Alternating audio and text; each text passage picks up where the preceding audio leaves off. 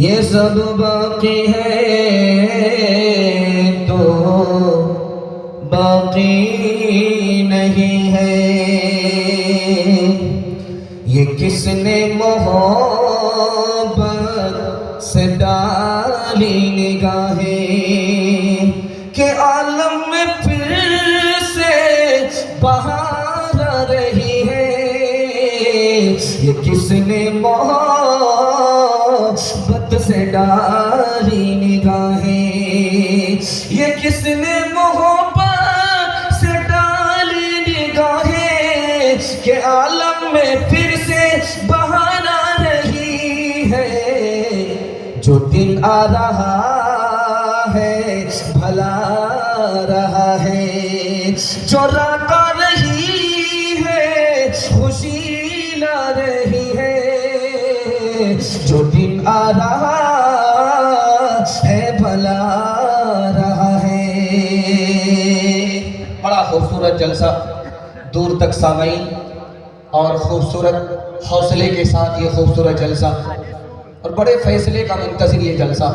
میں سب کے واسطے دعا کرتا ہوں اللہ یہ جلسے کو زمین سے لے کر کے آسمان تک قبول فرمائے، یہاں سے لے کر کے وہاں تک سننے کے لیے تیار جوش کے ساتھ ہاتھ اٹھائیے انشاءاللہ۔ انشاءاللہ رمضان کے بعد قرآن طاق پر ٹوپی جیب میں، ہاتھ اٹھا دیجئے۔ یہی دیکھنا تھا کہ آپ لوگوں کو بیداری کا تھوڑا سا جھٹکا لگا۔ 3 سوال سے میں اپنے پیغام کو شروع کرنے کے لیے جا رہا ہوں، بالکل آپ کو بائی پاس لے جا رہا ہوں، طویل فہرست ہے۔ حضرت ناظم صاحب دامت برکاتہم کی دعا لیتے ہوئے میں اپنے پیغام کو شروع کرنے کے لیے جا رہا ہوں 3 سوالوں سے۔ مائک والے آپ کی سروس بہت اچھی ہے، آواز کو بالکل صاف کیجیے، بالکل صاف کیجیے، جھرجھراہٹ نہ ہو، جھنجھراہٹ نہ ہو، بیس کم کر دیجیے، صاف صاف سننے میں آئے، تھوڑا بہت ایگو دے دیجیے، بیس کم کر دیجیے، صاف صاف آواز سمجھ میں آ جائے۔ 3 سوال پیغام شروع کرنا ہو۔ نماز اللہ کے لیے، زکوٰۃ اللہ کے لیے، حج اللہ کے لیے، مگر اللہ نے روزے کے بارے میں فرمایا کہ روزہ میرے لیے، کیا وجہ ہے؟ یہ میرا پہلا سوال۔ دوسرا سوال آپ کی خدمت میں رکھتا ہوں، نماز کا بدلہ فرشتے کے ہاتھ سے ملے گا، حج کا بدلہ فرشتے کے ہاتھ سے ملے گا، روزے کا بدلہ کس کے ہاتھ سے ملے گا؟ یہ میرا دوسرا سوال ہے۔ تیسرا اور آخری سوال آپ کی خدمت میں کہ روزے کا بدلہ نماز کا بدلہ ہے کیا؟ نماز کا بدلہ کیا ہے؟ روزے کا بدلہ کیا ہے؟ یہ آخری سوال، مکمل سننے کے لیے تیار؟ ہاتھ اٹھا دیجئے انشاءاللہ۔ 3 سوال اور پیغام شروع کر رہا ہوں، دھیان سے رکھیے گا۔ اللہ نے روزے کے بارے میں فرمایا روزہ میرے لیے ہے، جانتے ہیں کیوں؟ جب آدمی روزہ رکھتا ہے تو کھاتا نہیں ہے، کھانے کی حاجت نہیں، پیتا نہیں ہے، پانی کی حاجت نہیں، بیوی کے پاس جاتا نہیں، بیوی کی حاجت نہیں ہے۔ غور کیجئے خدا کی ذات میں، وہ کھاتا ہی نہیں، کھانے کا محتاج نہیں، پیتا نہیں، پینے کا محتاج نہیں، بیوی کا محتاج نہیں۔ جب خدا کا بندہ روزہ رکھتا ہے تو روزے کی حالت میں وہ خدا کی نقل اتارتا ہے، اس لیے اللہ نے فرمایا روزہ میرے لیے۔ سبحان اللہ۔ نماز کا بدلہ فرشتے کے ہاتھ سے ملے گا، حج کا بدلہ فرشتے کے ہاتھ سے ملے گا، روزے کا بدلہ کس کے ہاتھ سے ملے گا؟ قربان جائیے، روزے کا بدلہ خود خدا کے ہاتھ سے ملے گا۔ سبحان اللہ۔